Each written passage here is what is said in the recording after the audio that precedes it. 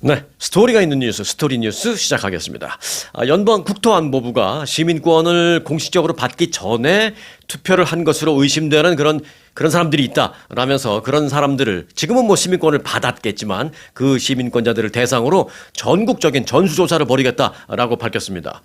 아니, 시민권자를 받기 전에 투표를 한 사람들이 있다고? 아니, 시민권을 아직 안 받았으면 유권자 등록 자체가 안 될 텐데 어떻게 투표를 할 수 있다는 말이야? 라고 이제 생각을 하실 수 있잖아요. 네. 그런데 이제 결론부터 말씀을 드리자면 실제로 시민권을 받기 전에 투표한 사례가 없지가 않습니다. 미국에서 일부 존재합니다. 다만 그게 이제 뭐 일각에서는 조직적이다라고 얘기하고 있고 또 일각에서는 그 뭐 극소수인 것 같고 왜 그렇게 하는다 뭐 이렇게 좀 논쟁이 있는 것만은 사실입니다. 또 정치적인 성향에 따라서 논쟁이 있는 것도 사실인데 뭐 오늘 그 부분을 지금 터치하려는 건 아니니까 그 논쟁과는 별개로 이제 팩트 위주로 좀 보도록 하겠습니다. 여하튼 그게 뭐 조직적이냐 아니면 행정적인 오류나 뭐 약간의 실수냐 그런 논쟁과는 별개로 오늘은 그 팩트를 좀 들어가 보려고 하는데 팩트는 뭐냐면 일단 연방 정부가 시민권자들 중에서 그런 사람들이 있다. 단 한 명이라도 있다라는 것은 받아들일 수 없다라면서 전수 조사를 시작했다라는 그게 이제 팩트입니다. 자, 그런데 어떻게 시민권을 받기도 전에 투표를 할 수 있는 그런 일이 생기느냐? 그게 과연 가능한 거야? 라는 생각을 할 수 있잖아요. 네. 뭐 일단 가능하냐 안 하냐를 떠나서 그런 케이스가 있느냐 없느냐로 얘기를 해본다면 네, 있습니다. 네, 뭐 많던 적던 제가 뭐 많다 적다를 얘기하려는 건 아니지만 뭐 단 한 건이라도 있긴 있습니다. 그러면 어떻게 그런 일이 생길 수 있느냐라는 건데 한 서너 가지 정도 여러 가지 뭐 있을 수 있는 그 가능성이 있지만 그 중에서 이제 제일 큰 부분은 이겁니다. DMB 자동 등록 제도 때문입니다. 많은 주에서요, 이 운전면허를 만들 때 모터는 이제 자동차, 보터는 이제 투표하는 사람이잖아요. 그래서 모러 제도로 이제 자동 유권자 등록을 합니다. 그러니까 그 운전면허증을 신청할 때 자동적으로 뭐 유권자 등록이 된다든지 아니면 운전면허증을 이제 갱신할 때가 돼서 갱신을 할 때 또 역시 자동으로 유권자 등록이 된다든지 뭐 이렇게 되는데 그런데 이제 문제는 DMB에서 이 사람이 시민권자인지 아닌지를 확인할 수가 없잖아요. 그래서 DMB가 그렇게 하는 데는 좀 문제가 있다라는 것이죠. 그래서 영주권자도 사실은 그 운전면허증 신청할 수 있잖아요. 그래서 영주권자도 운전면허 발급이 가능하고 또 발급받는 과정에서 그 와중에 행정적인 오류 또는 본인 스스로의 오류도 있을 수 있어요. 당신 유권자 등록을 하겠습니까? 라고 할 때 내가 영주권자면 나 영주권자니까 난 할 수가 없죠. 뭐 나중에 할게. 뭐 그렇게 하면 되는데 이게 이제 일부러 그러는 건지 아니면 잘 몰라서 그러는 건지 여하튼 하겠습니다 하면서 그냥 하는 경우도 있습니다. 그러면 거기서 이제 공무원들이 그걸 필터링을 해야 되는데 DMB에서는 그게 필터링이 안 되는 거예요. 그래서 유권자 등록하겠다 뭐 이렇게 체크하고 그러면은 이 사람이 유권자 등록으로 갑니다. 물론 나중에 이제 투표용지 발송하고 그럴 때 시민권자를 중심으로 발송이 되지만 일단 유권자 등록이 됐다는 것만 갖고 투표용지가 발송되는 경우도 있다는 거죠. 그래서 또 투표용지 받으면 이 사람이 자기가 영주권자면 투표를 또 안 하면 되는데 또 굳이 또 하는 사람이 있어요. 이것도 일부러 그러는 건지 아니면 나한테 왔으니까 하라는 건가? 몰라서 그러는 건지 그건 뭐 그 사람 속마음에 들어가 보지 않는 이상 뭐 알 수는 없습니다만은 또 굳이 또 그걸 하는 사람이 있어요. 그래서 시민권자가 아닌데 이 투표를 하는 케이스가 없지는 않다라는 것입니다. 그런데 이제 내가 뭐 영주권 받은 지 얼마 안 됐다거나 시민권하고는 나는 좀 거리가 있어라고 생각하는 그런 사람들의 경우에는 뭐 그 유권자 등록할래요? 하면 난 자격이 안 됩니다. 뭐 이런 경우가 대부분인데 시민권 신청을 했다거나 나 이제 좀 있으면 시민권이 나와 뭐 이런 상황에 있는 그런 사람들은 본인이 시민권자로 착각하고 있는 거죠. 네. 난 이미 시민권 신청한 상태에서 이런 일이 있을 때 뭐 투표용지가 왔다든지 유권자 등록하라고 하든지 난 시민권 신청을 했는데 이 사람들이 내가 신청한 지 어떻게 알고 벌써 나한테 이걸 보냈지? 그러면 나는 시민권자 자격이 이제 되는 모양이지 그리고 투표하는 그 날 전에 나는 시민권자 나오나 보다. 뭐 이런 식으로 또 그렇게 착각해서 하는 사람들도 있고 하여간 별 여러 가지 케이스가 있습니다. 그게 선이건 또는 악이건 뭐 지금 그 얘기를 하려는 건 아닙니다. 선이냐 악이냐 또 그 얘기를 하려는 건 아니에요. 여하튼 그런 케이스가 있다라는 것입니다.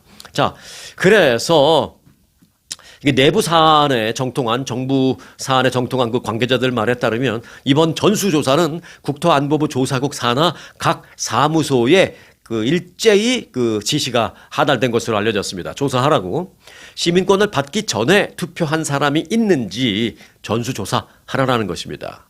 시민권 취득 이전에 유권자 등록을 했거나 또는 실제로 투표한 사례가 있다면 조사해서 연방정부가 형사고발할 수도 있다. 이렇게 얘기하고 있습니다. 더 나아가서 시민권을 박탈할 수도 있다. 지금 그렇게 얘기하고 있습니다. 그래서 이게 알고도 일부러 고의적으로 본인이 시민권자 아닌 걸 알고도 고의적으로 한 사람이든 나 그때 몰라서 나는 시민권 다음 달에 나올 거로 생각하고 있는데 뭐 투표용지 뭐가 왔길래 나는 그냥 했죠. 자격이 되는 줄 알고 뭐 이런 사람이든 지금 그게 고의냐 아니냐를 떠나서 그런 사람들을 상대로 전수조사하고 심지어는 심할 경우에 이거 이제 형사고발 내지는 시민권 박탈까지도 가겠다는 게 이게 연방정부의 지금 현재의 상황입니다. 네. 이번 조치는 기존의 그 비시민권자의 불법 투표를 대상으로 한 조사가 있긴 있었는데 그때는 이제 이렇게 막 전수조사 아니고 이렇게 전방위적인 조사는 아니었습니다만은 그 범위를 이제 대대적으로 확대했다라는 거 그리고 좀 더 적극적으로 전방위적인 조사를 한다라는 거 더 강력하게 이런 정도의 차이가 있습니다. 과거에도 뭐 이런 조사가 없었던 건 아니에요. 그래서 과거에 이런 조사했을 때는 지금보다는 좀 적은 규모로 있었는데 그때 평균적으로 한 1,000명 정도 1,000 케이스 정도 적발이 돼서 조사를 받은 적이 있습니다. 그리고 실제로 뭐 그렇다고 해서 시민권 박탈까지 간 적은 없습니다. 그런데 이제는 완전히 달라진 거예요. 조사가 이렇게 강력하게 전방위적으로 이루어지기 때문에 1,000 케이스가 아니라 훨씬 더 많은 케이스가 적발될 수 있다라는 것이죠. 적발된 후에 이제 추가적인 조사를 하다 보면 뭐 이 사람은 뭐 개인적인 잘못은 없구나라고 될 수도 있고 이 사람이 이게 고의적으로 이런 것 같은데라는 판단을 받을 수도 있고 그래서 그 후에 정말로 그런 판단을 받게 되면 시민권 박탈 케이스까지도 갈 수 있다라는 게 연방 정부의 지금 입장입니다. 자, 이번 지침은 그래서 과거보다 훨씬 확대해서 대대적인 전수조사를 하는 것으로 만일 위법 행위가 확인이 되면 시민권 박탈은 물론입니다만 형사 기소된 후에 처벌받고 시민권 박탈까지 동시에 두 가지가 다 가는 그런 케이스도 발생할 수가 있습니다. 그래서 그렇게 할 그 정부의 용의가 있으니 각 사무소는 그런 사람들을 일제히 적발해 내라라고 전수조사 지시가 일선 사무소에 다 일제히 내려갔다라는 것입니다. 현 행정부는 그 선거에 대한 신뢰 확보를 하기 위해서 보다 엄격한 집행이 필요하다라는 그런 입장입니다. 트럼프 대통령 역시 비시민권자 불법 투표 가능성으로 인한 그 위험 때문에 일부 주에서의 그 선거를 이제는 연방이 직접 선거를 관리해야 한다라고 이렇게 주장을 하고 있습니다. 연일 그런 주장을 하고 계시죠. 그런데 이제 그 부분에서는 조금 이제 마찰이 있는 것도 사실입니다. 왜냐하면 사실 현행 헌법상 선거 관리의 권한은 각 주정부에 있거든요. 이건 제가 뭐 주정부를 옹호하고 연방정부를 디스하려고 하는 게 아니라 팩트가 그래요. 헌법은 그렇습니다. 그래서 그게 이제 실제로 이제 대통령 선거라도 그렇습니다. 선거는 정부의 이 주의 선거는 그 주의 주 총무처라고 있습니다. 그 주 총무처가 그 주에서 발생하는 모든 선거에 대한 관리 감독 권한 의무 책임을 갖고 있는 것입니다. 그래서 이제 그게 트럼프 대통령이 연방 정부가 하겠다라는 것이 그 여러 가지 뭐 정확성 이런 것에 대해서는 좋을 수도 있겠습니다만은 대통령의 권한을 넘어선 그런 범위가 아니냐라는 부분 때문에 주정부와 연방정부 간의 어떤 법적인 논쟁이 일 것으로 지금 예상되고 있습니다.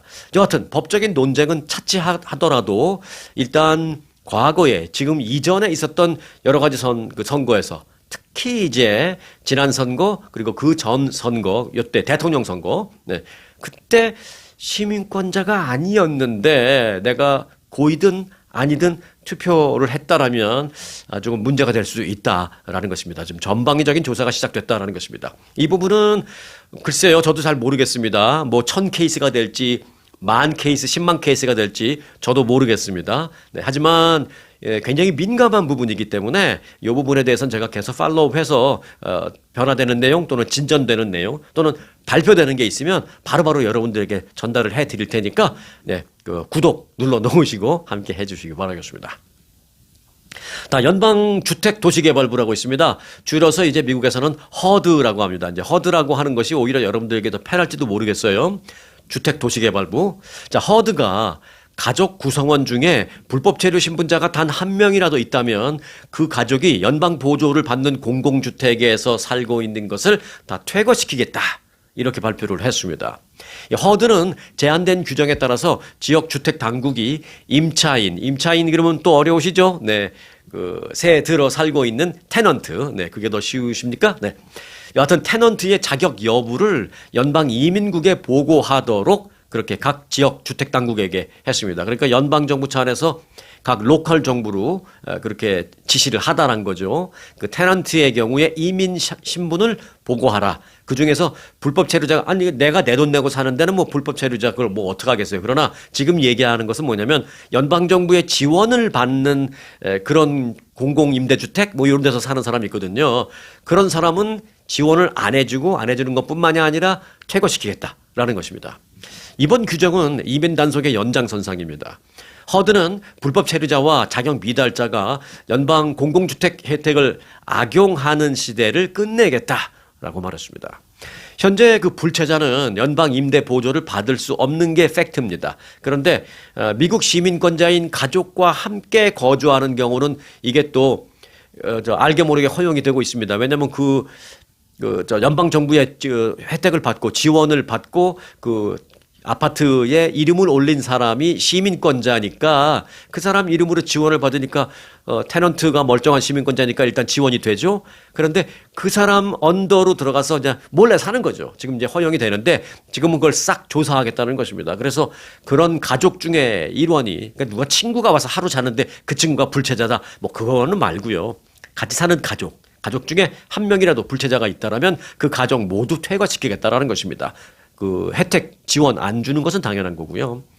자, 그 가족 모두 연방정부 보조를 받는 임대주택에서 퇴거시키겠다라는 그런 연방정부의 발표가 어제 있었습니다.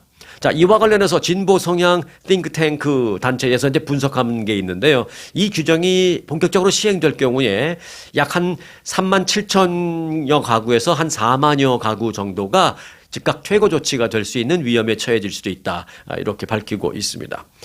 이민단체들은 불체자를 이유로 가족을 쫓아내는 것은 법과 인권을 무시하는 조치다라면서 반발하고 있습니다. 그리고 이제 실제로 LA시에서는요, 그 시의회 차원에서 지난 20일인가 지난주 그때 만장일치로 이 규정에 대한 반대 결의안을 통과시켰습니다. LA시 의회 차원에서요. 그런데 이제 반대 결의안을 만장일치로 통과시켰다니까 그러면 LA시에서는 보호해주나? 그런 건 아닙니다. 결의안이 통과됐다라는 것이잖아요. 그러니까 결의안은 그야말로 상징적인 입장문입니다. 우리 LA시는 그걸 반대합니다라는 결의안을 채택하는 거예요. 그게 무슨 법령이 아닙니다. 그래서 상징적인 어떤 입장문이 만장일치로 통과됐을 뿐이고 그 법령이 아니기 때문에 연방 차원에서 이런 단속을 LA시 의회에서 그런 결의안을 통과시켰다라고 막을 방법은 없다. 현실적으로 그렇게 보시면 맞겠습니다. 자, 또 이와는 그런데 상반되는 뭐 굿뉴스도 있습니다. 캘리포니아주만 좀 해당이 돼서 다른 주에 계신 분들은 조금 죄송하긴 한데요. 일단 뭐 샘플 케이스를 한번 좀 들어봐 주시기 바라겠습니다. 캘리포니아주의 그 주택 구입 보조 프로그램을 좀 하나 소개해 드릴까 합니다. 캘리포니아주 주택국이 오늘부터 첫 주택 구매자를 대상으로 무이자로 다운 페이먼트를 지원해주는 드림 for all이라는 그 프로그램을 실시합니다. 오늘부터 이제 신청자를 받습니다. 이 프로그램은 뭐냐면 first buyer, 첫 주택 구입자 선착순 4,000명. 그러니까 돈이 뭐 무한정 주정부가 있는 게 아니기 때문에 선착순 4,000명까지만 지원을 해주겠다라는 것입니다. 그러니까 선착순이라는 건 뭐냐? 이제 신청하는 순서대로 하는 건데요. 그럼 얼마를 지원해 주냐? 최대 15만 달러까지 무이자로 해줍니다. 그러니까 어디 가서 빌리면 요즘 뭐 6% 뭐 막 이렇게 받잖아요. 이자가. 그것도 좀 싸죠.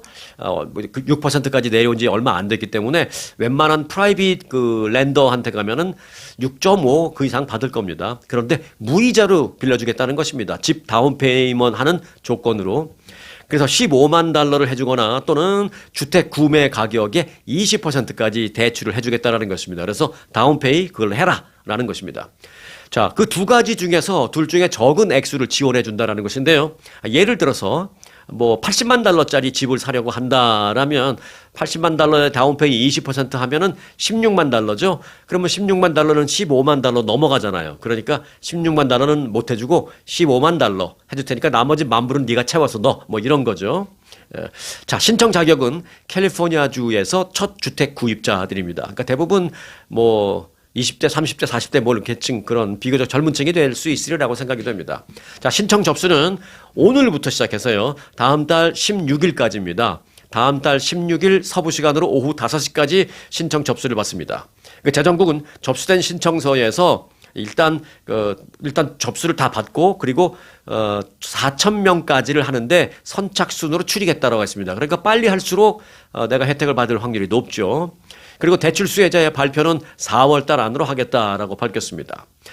자, 그러면 이제 좀 어떻게 하는지 이제 좀 잘 모를 수 있죠. 그 주정부가 하는 일이기 때문에. 그래서 한인타운에 이 LA 지역은 이런 게 참 잘 돼 있어요. LA의 그 코리아타운, 한인타운은 워낙 크기 때문에 비영리 단체도 많고 뭐 그래서 워낙 이런 걸 도와주는 그런 시스템이 커뮤니티 차원에 잘 돼 있습니다. 그래서 LA 한인타운에 비영리 기관 샬롬 센터가 있거든요. 이 샬롬 센터에서 연락하면 이걸 어떻게 신청하는지 다 도와주고 또 찾아가면 그 앞에서 다 작성하는 것도 도와주고 뭐 이렇게 다 해줍니다. 그 신청을 돕고 있습니다. 자, 그래서 자세한 문의는 한인타운 샬롬 센터에 하시면 됩니다. 한인타운 샬롬 센터 그러면 전화번호가 뭐예요? 예, 요즘 전화번호 물어보시는 분들은 없으시겠죠, 설마. 네, 요즘 구글 들어가서 그냥 한글로 LA 샬롬 센터 한글로 치면 됩니다. 영어로 치면 또 미국 기관으로 넘어갈 수 있으니까 그냥 한글로 구글에서 LA 샬롬 센터 치면 쫙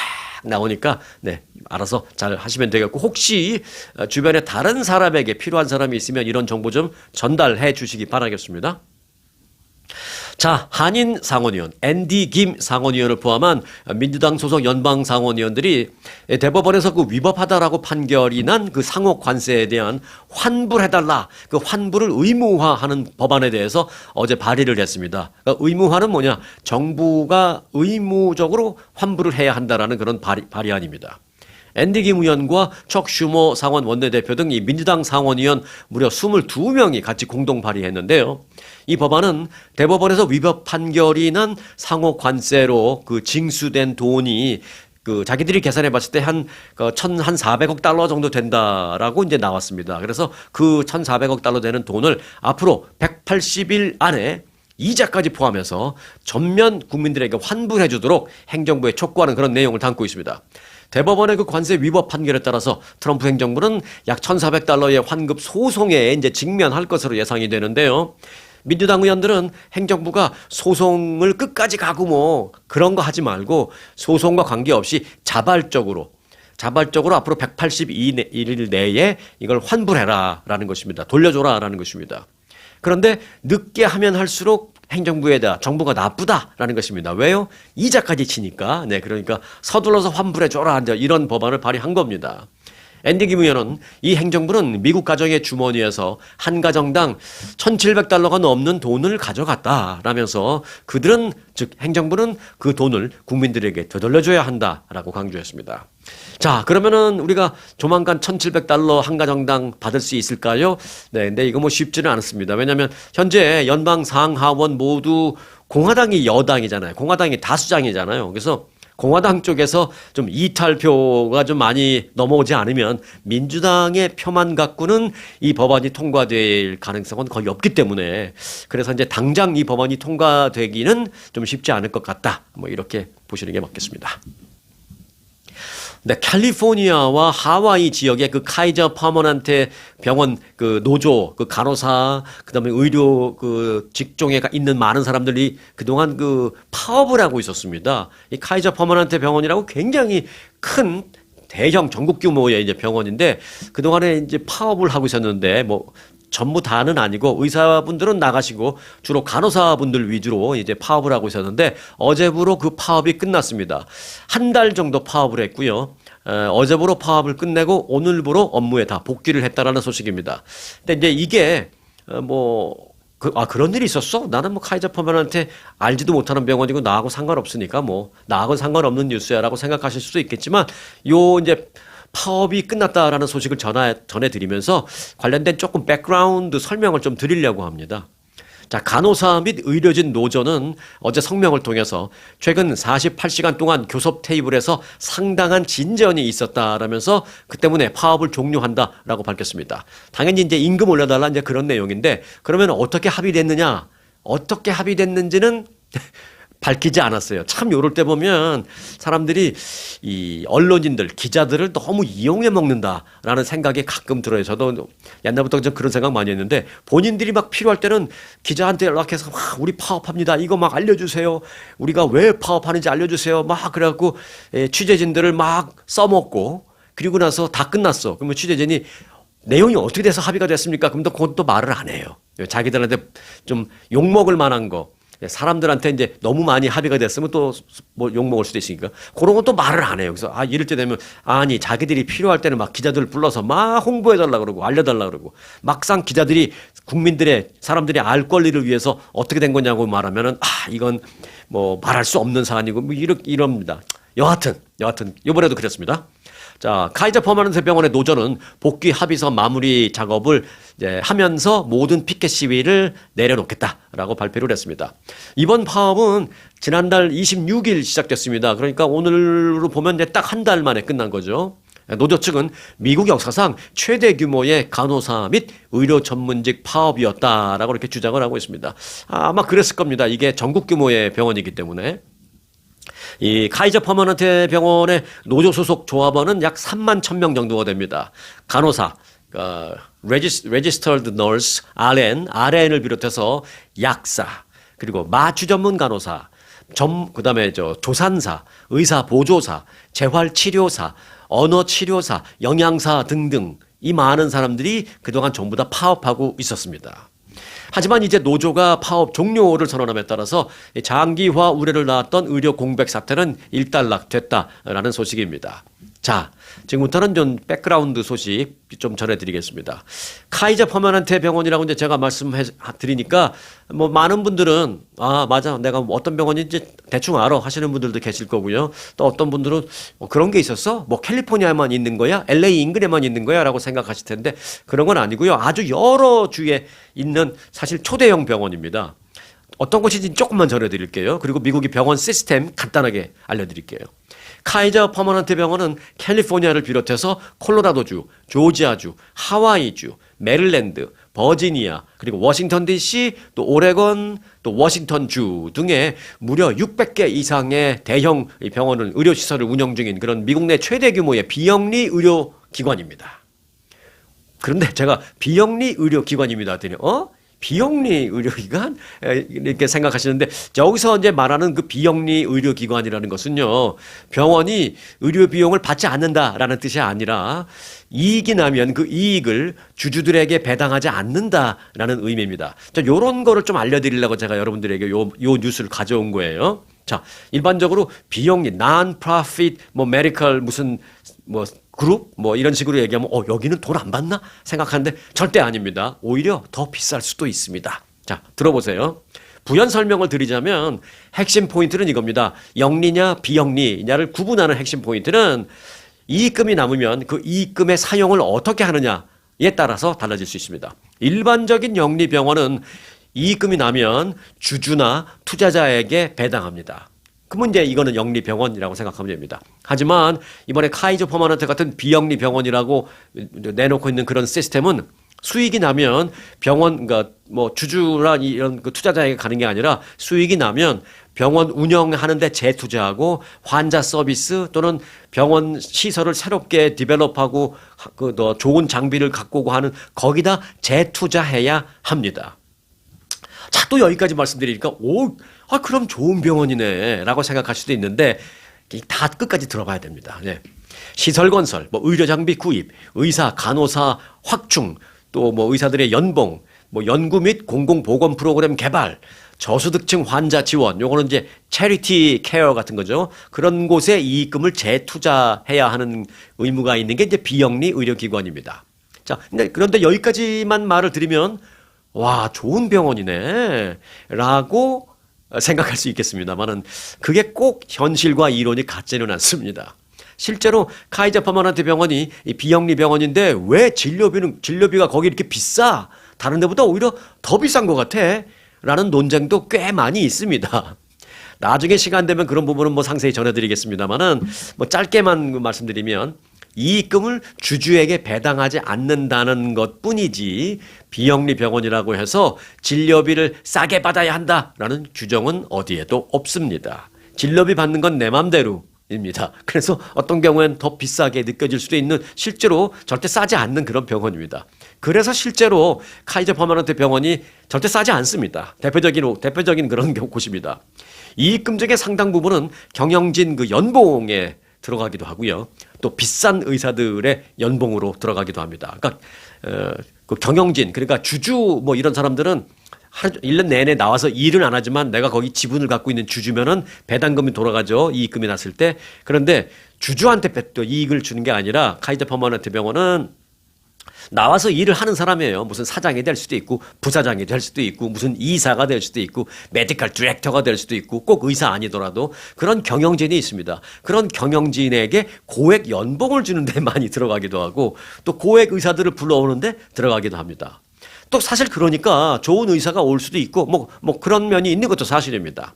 단 지금 이제 제가 말씀드리려고 하는 것은 비영리 의료기관이다라고 해서 다 좋다, 다 싸다, 아니면 그래서 의료진 수준이 다 좋다, 아니면 반대로 그런 건 절대로 아니다라는 것입니다. 무조건 그렇게 일방적으로 생각해서는 안 된다라는 것입니다.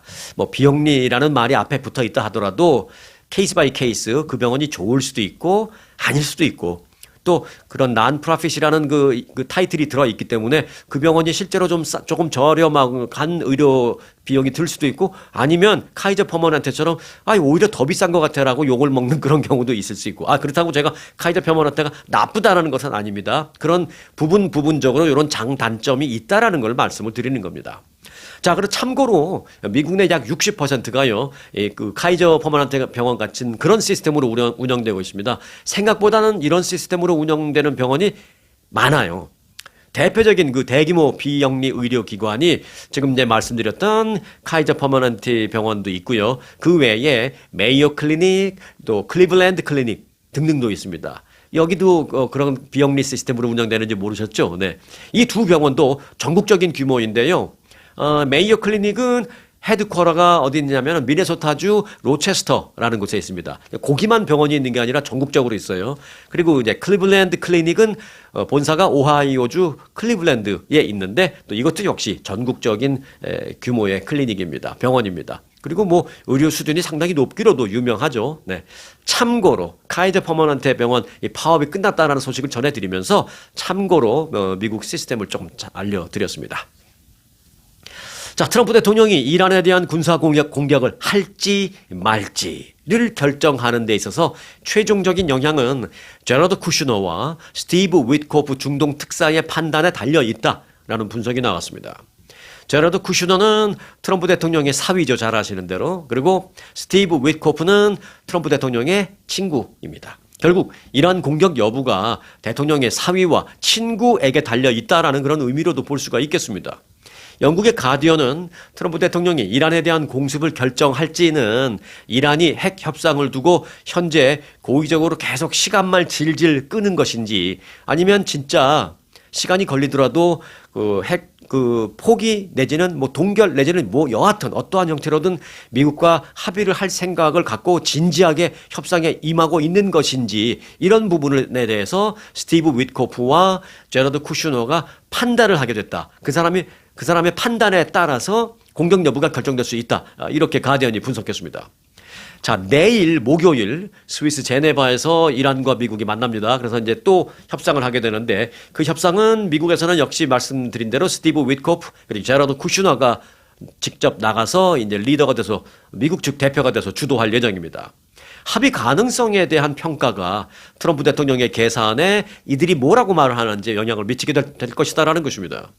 협상 과정에서 이란이 결국 핵 프로그램을 포기하지 않을 것 같다라는 이 두 사람의 판단이 서게 된다면 이란 정권 교체를 위한 이란의 아예 정권을 교체해버리기 위한 미국의 대대적인 강력한 군사 공격을 고려해 볼 수도 있다라는 것입니다. 이 공격 여부에 결정적인 근거를 제공할 인물들은 결국 그 두 사람이다라는 것입니다. 자, 트럼프 대통령의 친구인 스티브 위트코프는 부동산 전문 변호사 출신이고요. 근데 변호사도 다 자기 분야가 있잖아요. 뭐 이민 변호사, 형사법 변호사, 또 뭐 가정법 변호사 막 있는데 주로 이제 상법 변호사에서 또 상법에서도 조금 나눠지죠. 그래서 뭐 그 중에서도 이제 부동산 관련해서 그 자기 스페셜티를 갖고 있는 부동산 변호사가 이제 스티브 위트코프입니다. 그리고 사위인 제러드 쿠슈너는 부동산 개발업자입니다. 그러니까 어떻게 보면 부동산 변호사와 부동산 개발업자가 이란 군사 공격 여부에 결정적인 키를 잡고 있는 것이다라고 볼 수가 있습니다. 뭐 부동산 개발업자라고 해서 뭐 무시하거나 디스할 생각은 없습니다만은 그렇기 때문에 어찌 보면 정부의 그 외교부라든지 국방부라든지 뭐 이런 부분에서 잔뼈가 굵어서 쫙 올라온 그래서 정부 차원의 마인드를 갖고 있거나 국가 차원의 그런 마인드를 갖고 있거나 그렇지 않고 부동산 개발하고 뭐 그러던 사람들이기 때문에 어떤 판단을 할 때 혹시 너무 그 비즈니스 마인드적인 그런 판단을 내리면은 좀 잘못될 수도 있는데 어떡하지라는 좀 그런 우려가 있는 것만은 사실입니다.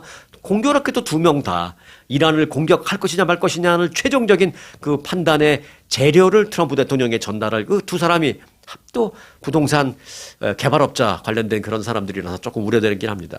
하긴 뭐 트럼프 대통령님도 부동산으로 잔뼈가 굵으신 분인데 뭐 대통령을 지금까지 이제 하고 있으니까 뭐 그게 걱정할 부분은 아니다라고 생각할 수도 있습니다만은 여하튼 이 전쟁을 벌이냐 마느냐 이 전쟁과 관련된 부분이기 때문에 더 좀 어떤 그 우려가 된다 그렇게 말씀을 드릴 수가 있겠습니다. 자, 연방대법원의 관세 위법 판결이 나왔잖아요. 그 판결이 나오자 트럼프 대통령의 그 새롭게 꺼내든 카드가 있죠. 뭐 무역법 122조, 무역법 뭐 238조 뭐 이런 것들. 그래서 이제 제일 먼저 그 122조를 통해서 15%를 부과한다라는 걸 했잖아요. 그래서 그렇게 새롭게 부과되는 그러니까 그 정권은 없다고 치고 새롭게 무역법 122조에 의해서 15% 관세를 일괄적으로 전 세계에 부과한다라고 이제 발표를 했습니다. 그렇게 되자 이로 인한 최대 승자는 드디어 중국이 되고 말았다. 이런 그 평가가 나왔습니다. 중국 수출업체들이 실제로 미국의 새로운 그 관세로 인해서 혜택을 노리고 발빠르게 지금 나서고 있다는 것입니다. 대법원의 관세 위법 판결에 따른 국가별 상호 관세 폐지와 그 이후에 새롭게 부과된 그 15% 글로벌 단일 관세, 그러니까 똑같이 15% 하는 거예요. 그 부과로 인해서 중국산 제품은 150일간, 지금부터 150일간, 요게 무역법 122조가 최장 150일 동안만 유효하죠. 그래서 오히려 관세가 그전보다 인하되는 그 혜택을 누리게 됐다는 것입니다, 중국은.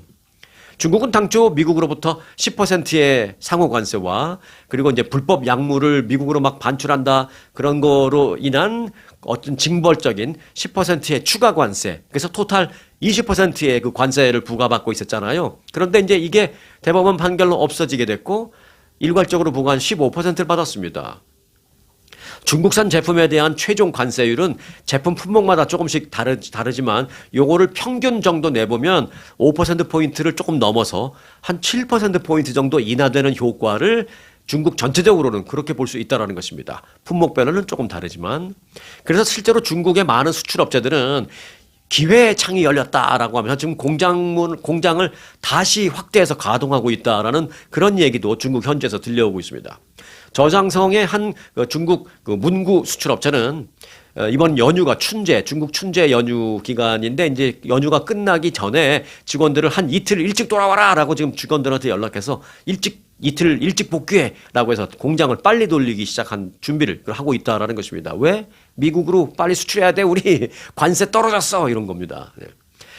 결국 이번 조치로 인해서 전통적인 동맹국 한국 같은 경우에는 한 1% 조금 안 되게 평균적으로 뭐 0.7%포인트 정도 오히려 그전보다 더 올라가는 그런 그 악영향을 받게 됐어요. 한국도 그렇고 또 유럽 쪽의 여러 나라들도 그렇고. 그래서 결국 이제 대법원의 그 판결로 인해서 트럼프 대통령이 그래? 그러면 답쳐 15% 일괄관세 요렇게 한 것으로 인해서 전통적인 그 우방들은 그 악영향을 받게 됐고 전통적으로 미국과 좀 불편한 관계에 있는 중국이나 뭐 이런 나라들, 브라질 뭐 이런 나라들은 지금 오히려 혜택을 보는 상당히 역설적인 현상이 지금 발생하고 있다. 그래서 지금 현재의 상황만 놓고 본다면 중국이 오히려 최대의 관세 수혜자가 되고 말았다. 뭐 이렇게 얘기하고 있는 상황입니다.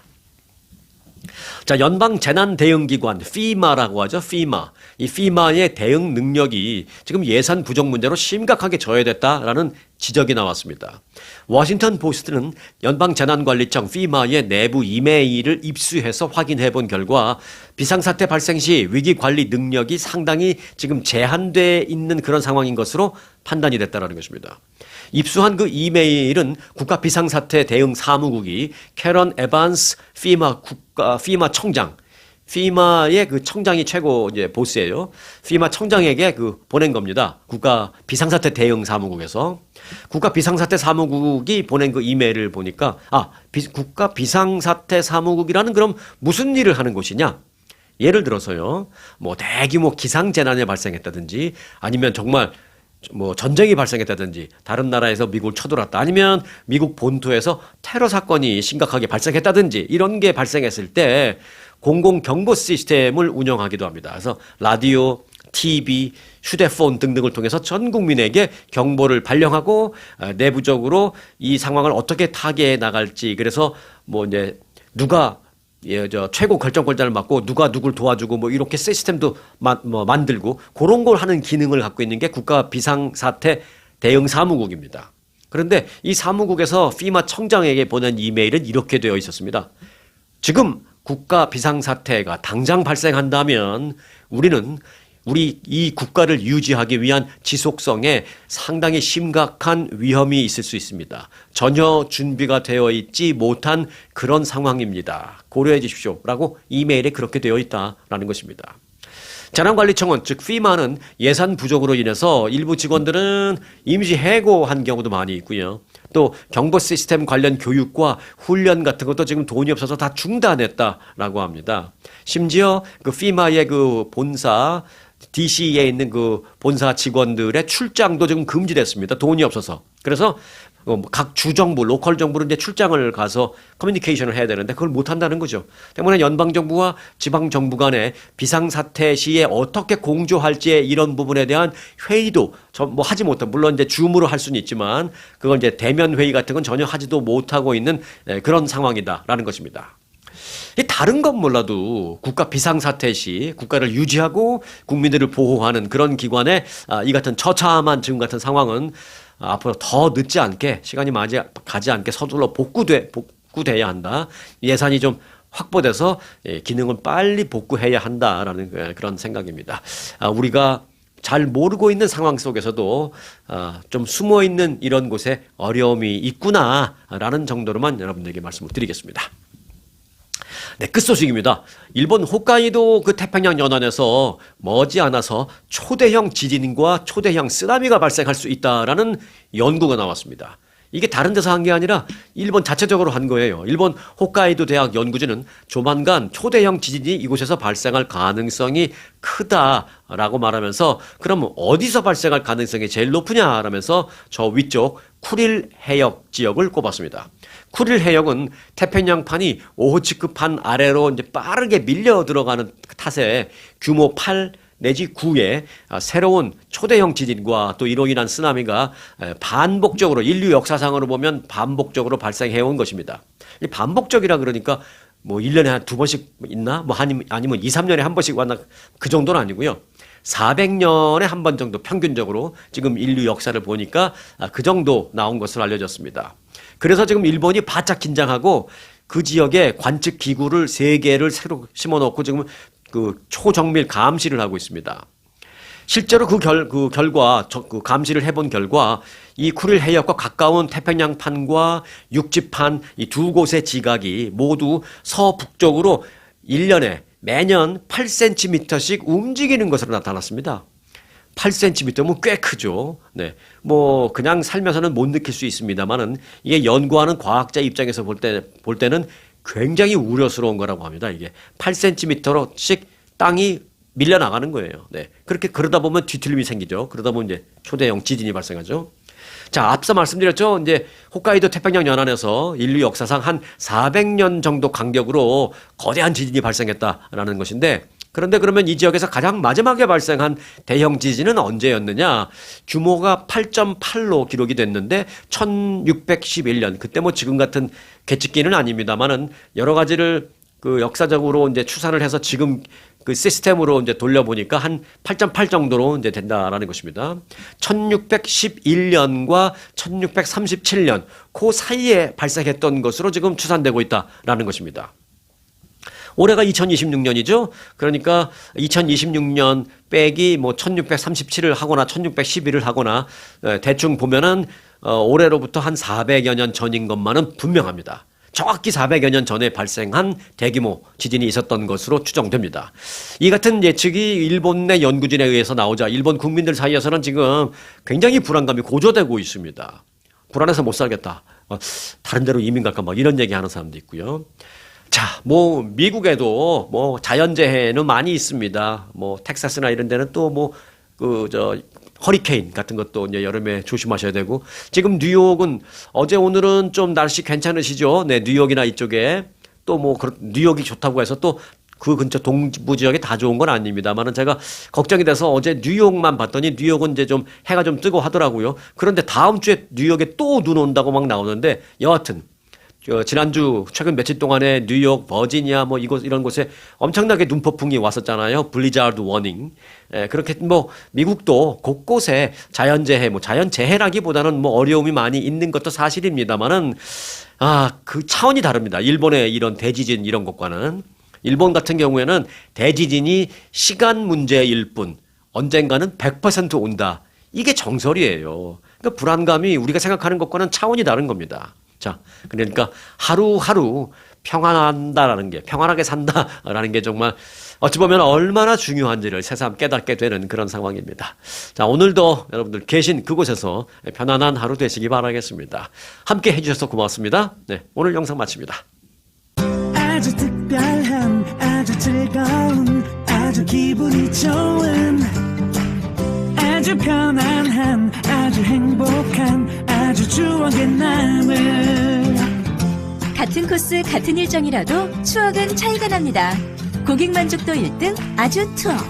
내 인생 최고의 순간 1등 여행 아주 좋은 아주 투어. 아주 좋은 213-388-4000